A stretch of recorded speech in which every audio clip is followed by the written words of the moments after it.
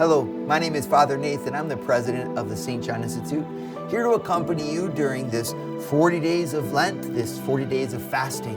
And I have a message here for you that is of beauty and importance. It's almost inevitable in our lives, to be honest with you, that the time of fasting or any kind of effort will be done perfectly. And sometimes when we trip up, that becomes another chain. That becomes another reason for us to say that we're no good, because honestly, we broke our fast. We did something that we wouldn't rather to do. Here's what you're to do with that. What if you were to turn that defeat into victory by saying, God, I rely upon you even more heartily the weaker that I know that I am. I rely upon you for number one, forgiveness and mercy. I rely upon you, number two, to renew my strength. And I rely upon you to carry me through. I think God, in other words, allows us to fail at times simply to remind us that He wants to be our victory and the one to carry us through. By fasting, you gain freedom. We emphasize in fasting far too much the difficulties, the downfalls, the fact that I didn't really make it all 30 days, all 40 days, eating healthily. What do? I set myself back.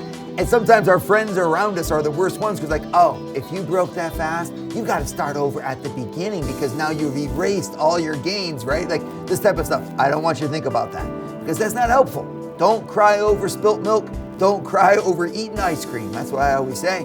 Instead, we got to move ourselves forward here because regardless of what happens physically to your cells and all of that, that's secondary. Why we're doing this is because of what happens inside of our heart. And there, a slip up here or there is not what God looks at, and it's not what's going to set us back. It's quitting that will set us back.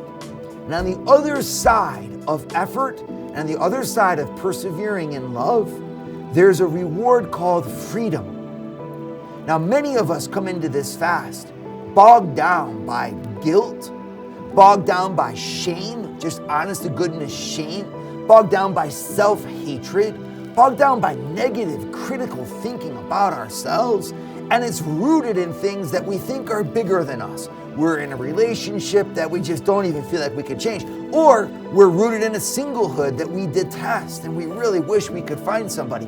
We don't have happiness in our homes are messy, we realize our problems in our lives, and all of that just kind of seems like chains that just keep us bound to this ground. I can't run. I used to be free in my heart. I used to want great things. Now I've resigned myself to a life of mediocrity because, frankly, we think we deserve it. How wonderful it is to discover that on the other end of fasting lies a deeper claiming of yourself. In order for me to persevere through fasting, I need to get in touch with a desire that's deeper than my guilt, shame, or failings.